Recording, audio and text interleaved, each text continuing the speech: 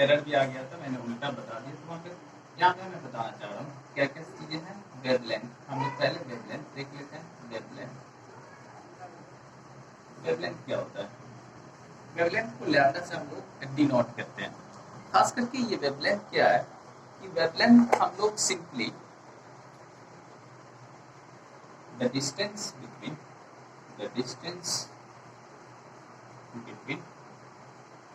two neighboring through and crest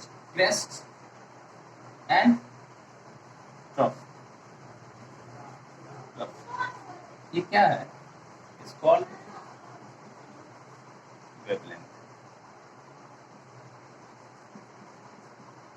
ठीक है, जैसे आपने वे देख ले लिया, तो इसको जो टॉप वाला पोजीशन है इसको क्रेस्ट बोलते हैं, और जो नीचे वाला है इसको ट्रफ बोलते हैं। तो जो नेबरिंग, और ये भी क्रेस्ट है, फिर हम इसको आगे और बढ़ा दें, ये भी ट्रफ है। तो इस ट्रफ से इस ट्रफ के बीच के डिस्टेंस को क्या कहेंगे? वेवलेंथ, लैम्डा कहेंगे। या क्रेस्ट से क्रेस्ट के बीच में टू नेबरिंग क्रेस्ट हो या टू नेबरिंग ट्रफ हो, उसको वेवलेंथ हम लोग बोलते हैं। नेक्स्ट है हमारा फ्रीक्वेंसी। फ्रीक्वेंसी किसको कहेंगे? फ्रीक्वेंसी जिसको हम लोग न्यू से लिखते हैं या फिर एन से लिखते हैं, और है ऐसे आप लगा दो। और फ्रीक्वेंसी क्या है? ये क्या है? Number of wave, number of waves passing through a particular point in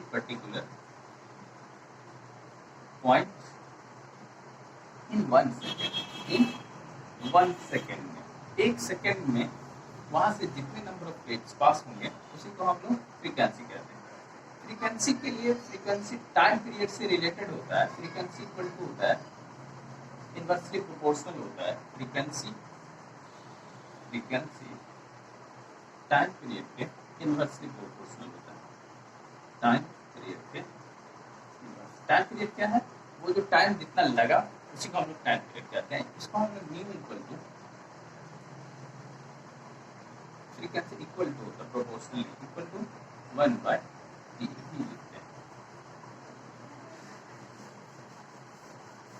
दूसरा है फ्रीक्वेंसी का हम लोग एक ऑर्डर, फ्रीक्वेंसी या फिर वेवलेंथ का एक ऑर्डर हम लोग देखेंगे। पहले हम लोग इस टर्म को जानते हैं। वेलोसिटी क्या हो? इलेक्ट्रोमैग्नेटिक वेव की वेलोसिटी सेम होता है, चाहे वो कोई भी इलेक्ट्रोमैग्नेटिक वेव है, वो लाइट की वेलोसिटी से मूव करता है, जिसको हम लोग v भी कहते हैं और कभी कभी c, जनरली c यूज होता है। ये क्या है? ये क्या है? Distance travel by wave, distance travel by A wave in 1 second. हमने लास्ट वाले वीडियोस में इसकी की फ्रीक्वेंसी के डेफिनेशन में इसको लिख दिया, उसको आप लोग समझ लेना। 1 सेकेंड, ऐसा मत समझना कि सर गलत पढ़ा दिए। इन 1 सेकेंड आई मीन 1 सेकेंड में जितना वो डिस्टेंस ट्रेवल करेगा वो उसकी क्या कहलाएगी? वेव। ऑल, यहाँ पे एक और टर्म जो ऑल इलेक्ट्रोमैग्नेटिक वेव, चाहे वो रेडियो वेव्स हो या माइक्रोवेव्स हो या फिर यूवी हो, ऑल इलेक्ट्रोमैग्नेटिक रेडिएशन और वेव, रेडिएशन ट्रेवल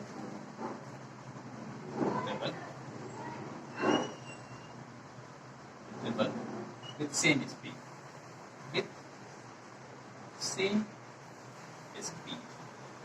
और इसकी स्पीड ऑफ वेव क्या होगा? स्पीड ऑफ वेव कोई भी वेव, एनी वेव, ये होगा लाइट की वेलोसिटी ऑफ लाइट।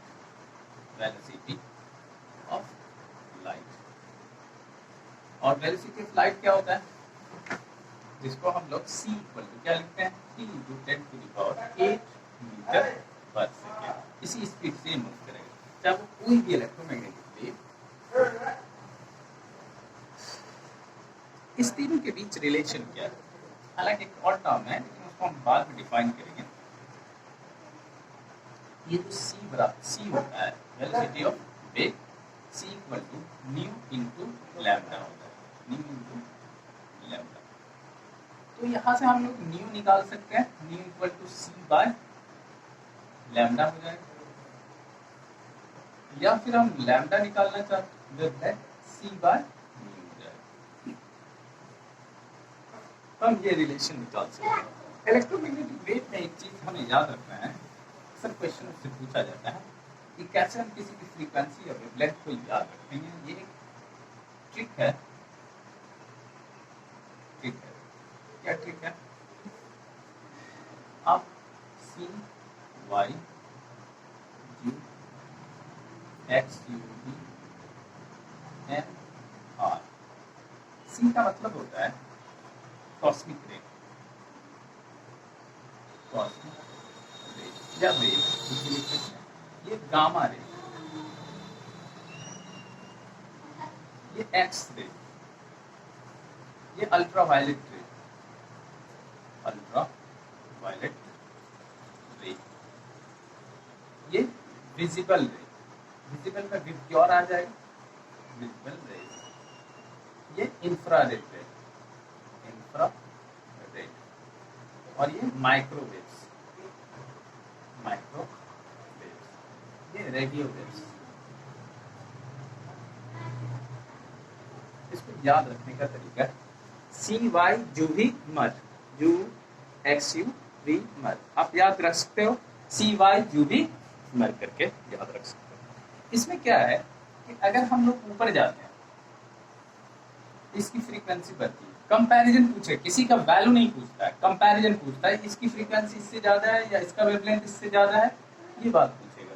तो इसकी फ्रीक्वेंसी ऊपर जाने पे बढ़ती है और एनर्जी भी बढ़ती है, दोनों इंक्रीज करता है, ऊपर जाने, नीचे से ऊपर जाने पे इंक्रीज करता है, और ऊपर से नीचे आने पे इसका वेवलेंथ डिक्रीज करता है या वेवलेंथ इंक्रीज करता है। ऊपर जाने पे वेवलेंथ डिक्रीज करेगा, नीचे आने पे इंक्रीज करेगा।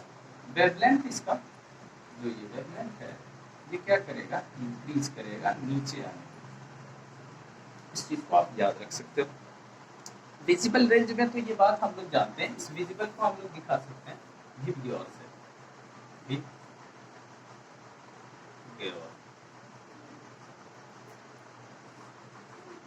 से हम लोग दिखा सकते हैं। इसमें भी आप हम लोग देखते हैं इसका वेवलेंथ के हिसाब से हम लोग इसका 75,000 एंगस्ट्रॉम लिखते हैं और इसका 4,000 एंगस्ट्रॉम, ठीक है। इस दोनों रेंज के बीच में मिलाकर उसका वेवलेंथ है ये।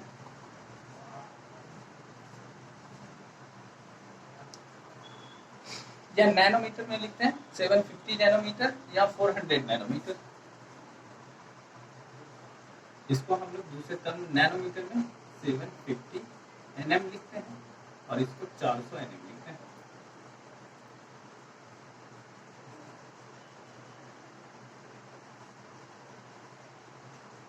ठीक है, नैनोमीटर में ही जनरली दिया जाता है, नैनोमीटर ही लेते हैं, 750 नैनोमीटर और ये उसके बाद आप जहाँ चाहोगे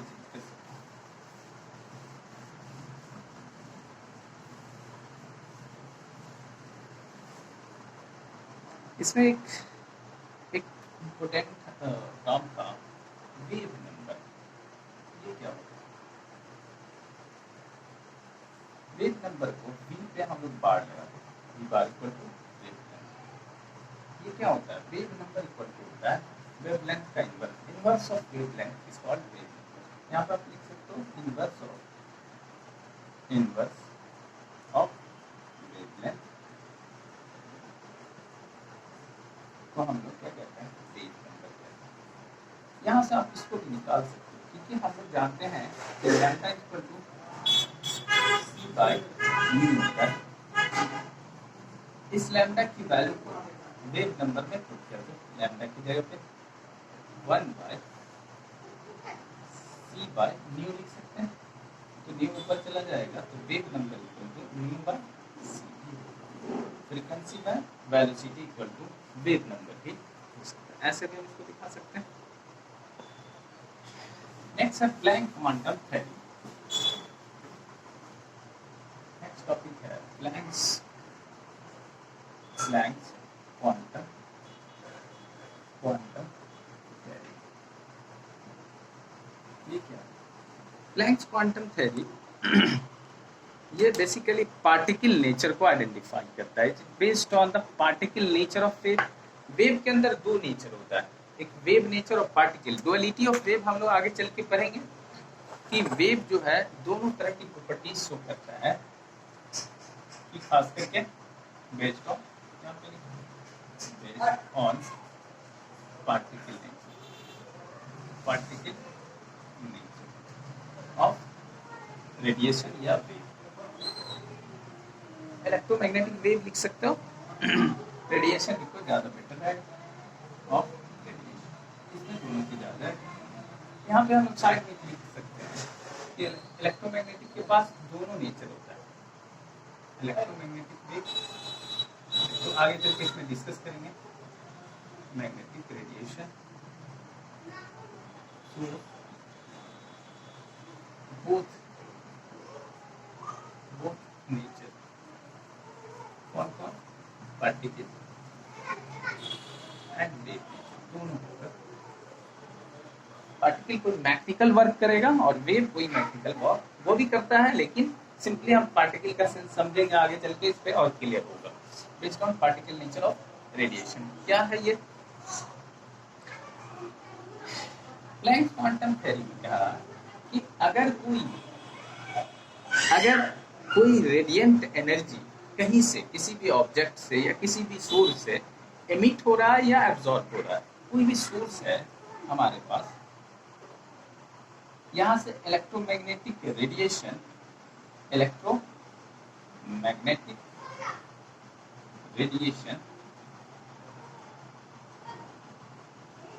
या तो इमिट कर रहा है या फिर एब्जॉर्ब हो रहा है। तो एमिट करे या एब्जॉर्ब करे, ये क्या कंटिन्यूअसली एमिट करता है या कंटिन्यूअसली एब्जॉर्ब करता है? नहीं, ये डिसकंटिन्यूअसली एब्जॉर्ब या एमिट करता है।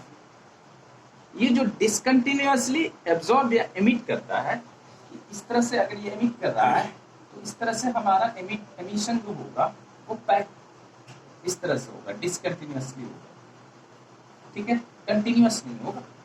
तो डिसकंटिन्यूअसली एमिट या एब्जॉर्ब हो रहा है, एमिट हो रहा है या एब्जॉर्ब हो रहा है, तो ये एक पैकेट के फॉर्म में होता है। पैकेट के फॉर्म में रेडिएशन क्या एनर्जी है, तो ये एनर्जी, ये रेडिएशन डिसकंटिन्यूअसली एक पैकेट के फॉर्म में एमिट या एब्जॉर्ब होता है। इस पैकेट्स को हम लोग क्या बोलते हैं? क्वांटम कहते हैं, ठीक है। और अगर, क्योंकि लाइट भी क्या है एक इलेक्ट्रोमैग्नेटिक रेडिएशन है, पार्टिकल नेचर भी है और वेव नेचर भी है, तो उस केस में हम लोग इस क्वांटम का एक नया नाम दे देते हैं। उस क्वांटम को हम लोग कहते हैं फोटोन कहते हैं, ठीक है। ये जनरल किसी भी इलेक्ट्रोमैग्नेटिक वेव का या रेडिएशन का एमिशन या एब्जॉर्ब जो एनर्जी है वो डिस्क्रीट फॉर्म में निकलता है, पैकेट्स के फॉर्म में निकलता है, डिसकंटिन्यूअसली एमिट या एब्जॉर्ब होता है, तो उस पैकेट्स को हम लोग क्वांटम कहते हैं। इन केस ऑफ लाइट के केस में ये क्या कहलाता है? ये क्वांटम क्या कहलाता है? फोटोन कहलाता है। क्या कहलाता है? फोटो मतलब ही होता है लाइट, इसलिए उसका नया नाम दे दिया अलग से, लेकिन वो बेसिकली क्या है? क्वांटम है। Packets of light energy is called photo. इसको हम लिख लेंगे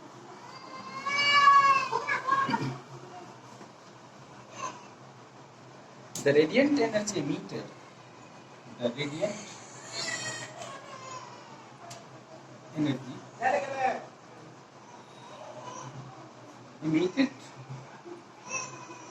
or absorbed, emitted या absorbed not continuously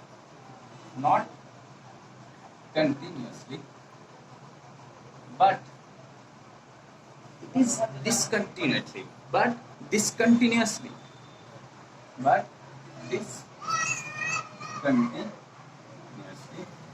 in the form of, in the form of, in the form, in the form of a small, in the form of a small discrete packets of energy, discrete packets of energy called quantum, called quantum. हम लोग क्या कहेंगे, in case of light, this quantum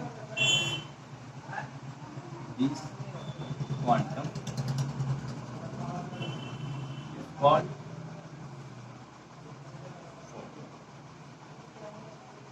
उसी को हम लोग photon.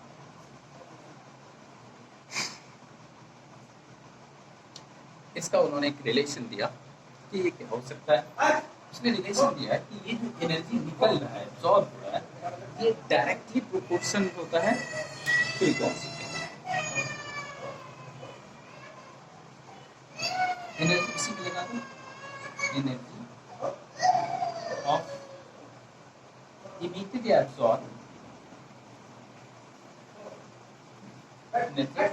Emitted और absorb radiation is directly proportional to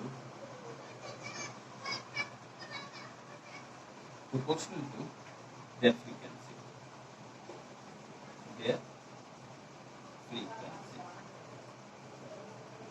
ठीक है, फ्रीक्वेंसी को लोग न्यू लिखते हैं, ऐसे भी लिख सकते हैं. एनर्जी को हम लोग ई लिखेंगे, यहाँ पे ई लगा दो, स्पेस बचेगा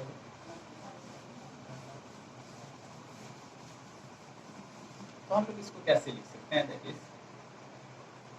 ई डायरेक्टली प्रोपोर्शनल टू, इसको हम लोग कांस्टेंट लगाएंगे, एक कांस्टेंट वैल्यू देंगे इनटू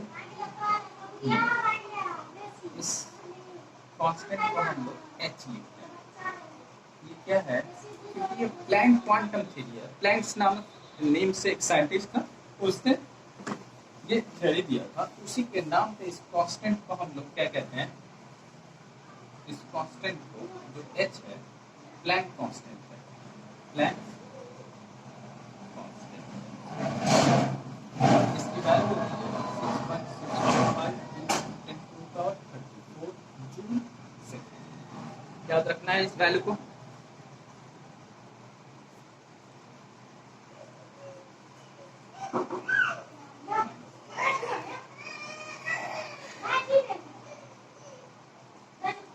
और उसने एक बात कहा कि जो भी एनर्जी बाहर निकलता है, उससे जो डिस्क्रीट पैकेट्स ऑफ एनर्जी जो बाहर निकलता है, वो integral multiple of this quantum value. एक जो क्वांटम है, पैकेट्स ऑफ एनर्जी जो एक है, उसका इंटीग्रल मल्टीपल में, या बहुत सारे एनर्जी निकलता है तो उसके इंटीग्रल मल्टीपल में होता है. एनर्जी इज ऑलवेज, यहाँ पे लिख सकते हो, energy is always,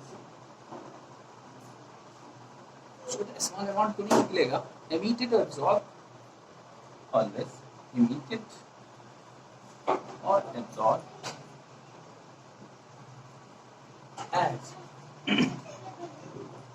absorbed as the integral multiple of this quantum value, integral multiple of this quantum,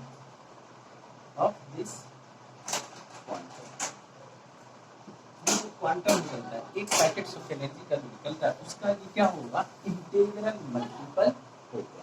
तो हम लोग E इक्वल टू क्या लिखा था अभी फॉर्मूला से, h म्यू. तो ये इंटीग्रल मल्टीपल होगा, कई एक क्वांटम की एनर्जी हुआ, ऐसा कई हो सकता है, यानी ये कितना होगा, n नंबर होगा. इस तरह से निकलता है. n क्या है, 1 2 3 कुछ भी हो सकता है. आगे हम लोग चलते हैं इलेक्ट्रोमैग्नेटिक थ्योरी के बारे में। प्लैंक क्वांटम थ्योरी, उसने क्या क्या क्या चीज के बारे में और क्या कहा। Planck quantum theory, Planck quantum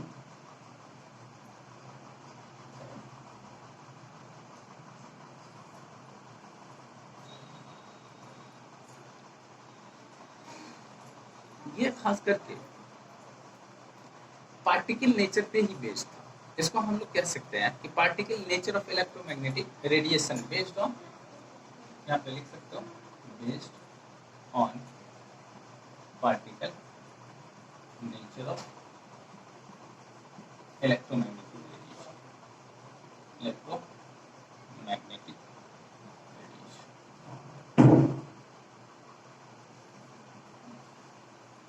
इसमें तीन चार चीजें वो इन्फॉर्म किया। वो क्या था, तीन चार चीजें इससे डिराइव किया। Nature of emission of radiation कई चीजों से, जैसे कोई हॉट बॉडी से, हॉट बॉडी है ये, हॉट बॉडी, इसको अगर गर्म कर देते हैं, आयरन को हम हीट करते हैं तो उससे रेडिएशन निकलता है, देखा होगा इस तरह से, ठीक है। हॉट बॉडी से रेडिएशन बाहर निकलता है,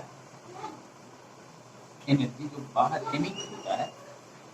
तो ये, इसको हम लोग क्या कहेंगे, इसको उसने नाम दिया ब्लैक बॉडी रेडिएशन। क्या बोला था, black body radiation, black body radiation. आगे चल के पढ़ेंगे क्या है ब्लैक बॉडी रेडिएशन। तो पार्टिकल नेचर की वजह से ऐसा होता है। हॉट बॉडी से उसके बारे में उसने बताया था, emission of radiation from hot body. तो हम यहाँ पे लिख सकते हैं नेचर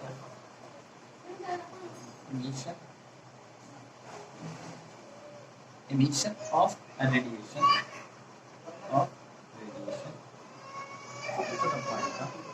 from a hot